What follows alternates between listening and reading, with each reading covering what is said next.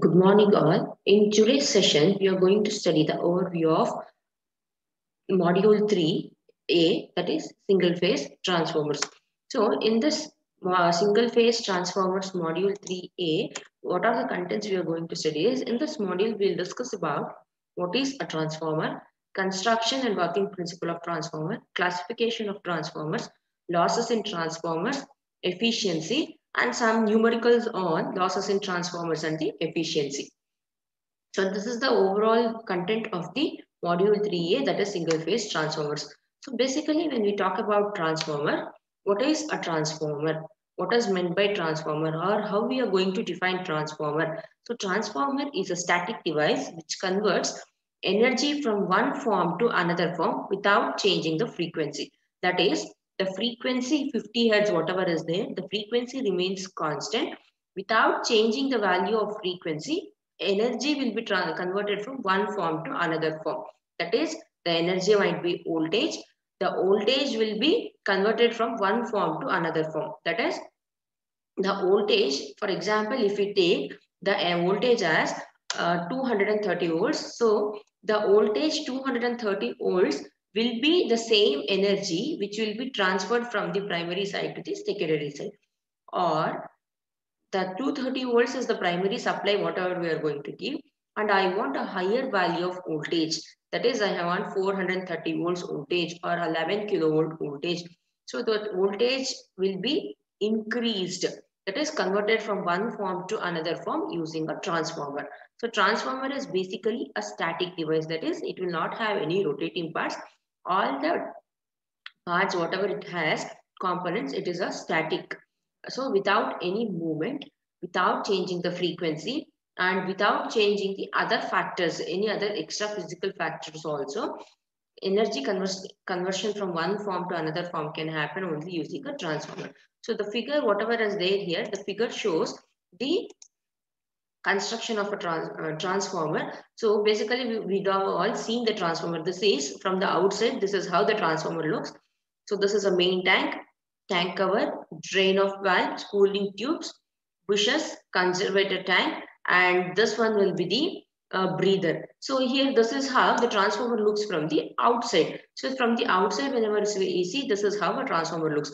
So inside this outer tank, whatever is that, the main tank, we'll have the main components of the transformer which is placed. So basically it is a static device. So when we talk about the construction of the transformer, how the transformer is constructed is, it mainly consists of, it might have n number of parts. The main parts and the main parts of the transformer are core and the windings.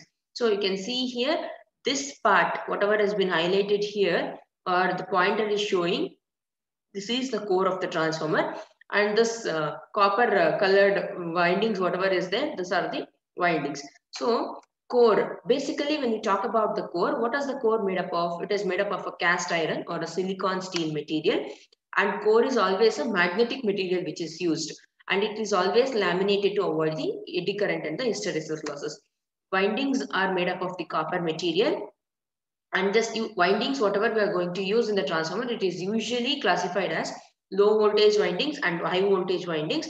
And the windings are wound based upon the number of windings. That is, this low voltage windings and the high voltage windings, whatever has been wound, how it is classified as low voltage and the high voltages, it is number of windings. That is, the number of turns, whatever of the copper we are going to use, based upon that the windings are named as low voltage and the high voltage windings. So you can see here, this is how the transformer will be. You can see inside the transformer, that is the main tank, whatever I have showed in the previous picture, to that inside we'll have the core, and on the core the windings will be wound. So this core material, whatever is there, it is a silicon steel material or a cast iron, and this core is always laminated. It will not be a single solid block of the iron or a steel which is used. It is always laminated. This is how the laminations will be done.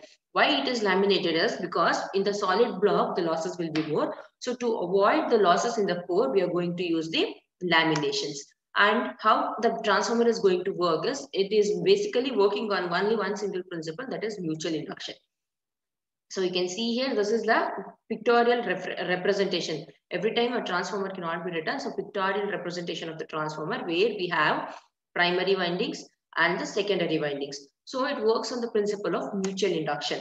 And these transformers are always rated in kVA. Why kVA is because it only includes voltage, current and the power factor. Since it is AC which is always transferred, so voltage, current and the power factor is the three components which will be used.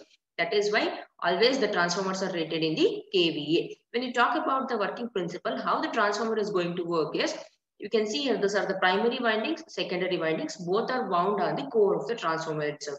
That is on two limbs it is wound.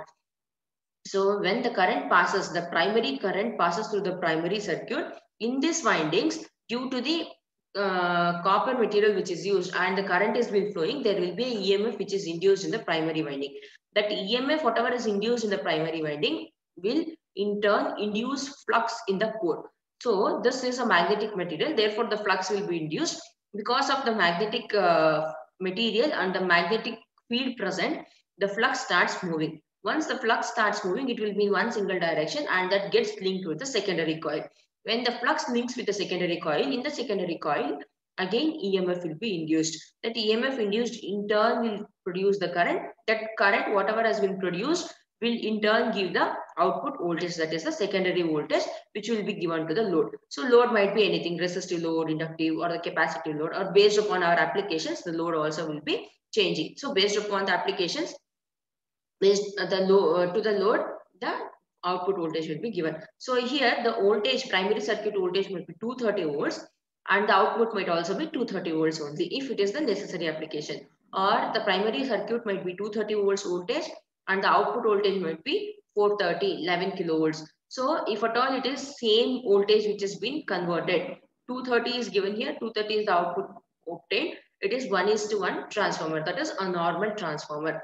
If at all 230 is given and 430 is the output I am getting, it is a step up transformer.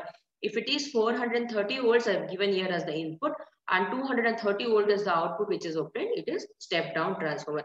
So based upon the output voltage, whatever you are going to obtain, with reference to the primary voltage given, the transformers will be step up or step down transformers. And so based upon that, classification of transformers. So how we are going to classify the transformers? Based on, there are n number of factors depending on which the transformers will be classified. The first classification is based on construction. So based on construction, it is classified as core type and the shell type transformers. And based upon the supply, whatever is the input, primary input we are going to give, it is classified as single phase and the three phase transformers. And based upon the kVA rating, that is the rating of the transformer, whatever is given, the transformers are classified into power transformers, distribution transformers, and based upon the applications, the transformers are classified into instrument transformers and all-day transformers, auto transformers. So this based upon the applications, wherever we are going to use in the output side for the application purposes, they are classified as instrument, all-day and auto transformers, and the welding transformers also. They, based upon the applications, transformers will be of n number of types. Only few I have mentioned here.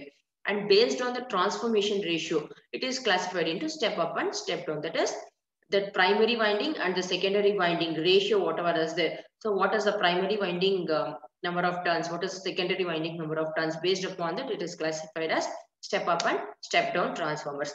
So when we have seen the losses in construction of the transformer, how it is going to work, after that, any machine you take, any machine, any electrical machine, whatever we are going to talk about, machine, it will always have a losses, because all the machines are not perfect, or it will not be always 100% efficient working one, because of the windings done or the design parameters or due to the maintenance, there will be some amount of energy loss which is going to happen. So similarly in the transformers also we have losses.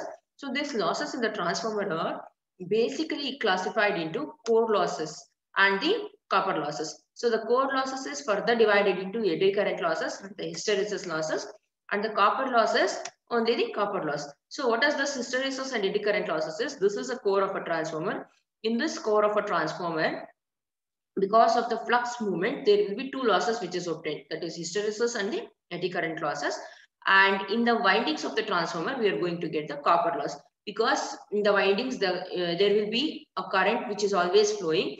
Because of the current which is flowing, there will be a resistance which is included. Because of the resistance included and the current which is flowing, there will be a losses. So here the primary winding and the secondary winding, as I said, low voltage winding and the high voltage winding. So in that both low voltage and high voltage winding, there will be a losses, primary copper loss and the secondary copper loss. So those are the two different losses in the transformer. Since transformer is a static device, will not have any mechanical losses. Because of no rotating parts, mechanical losses and the stray losses are neglected. It is only core losses and the copper losses which are present. And always when we talk about the transformer, how we are going to measure the performances based upon the efficiency. So what is meant by this efficiencies? It is defined as the ratio of output power to the input power, and it is expressed always in terms of percentage. So if I am talking about any transformer, how I am going to find out whether it is efficient or whether its performance is good is by measuring the efficiency, and its efficiency is always measured in terms of percentage, like 90%, 95%, 98%, 50%, 60%. That is how in terms of the percentage the efficiency will be measured, and it is denoted as eta. The efficiency can be denoted as eta, and this efficiency is always output power to the input power. Output power is nothing but in the secondary side where the load is connected, what is the power output we have obtained. In the primary side where the input is given, what is the power obtained. So for the equation for power is P is equal to VI cos phi. For both input and output, it remains the same. P is equal to VI cos phi. So by measuring this output and the input power, we are going to find out the efficiency, and it is given as eta is equal to output power by input power, or this output power and input power, it can be expressed in the other terms. So if I want to express output power in terms of input power, then output power will be input power plus losses, because we have losses also which is included. So input power plus losses. Or if I want to express input power in terms of output power, it will be output power minus losses. So that is how the efficiency will be obtained. So efficiency in the transformer, if I want the transformer to work in best efficient way, or it will be very much maximum. When it is going to be maximum, when the iron loss is equal to copper loss, it is going to be maximum. So this condition for maximum efficiency is also one part which we are going to study. So based upon all this, whatever we have studied, based upon the transformer working principle, a EMF equation will be there.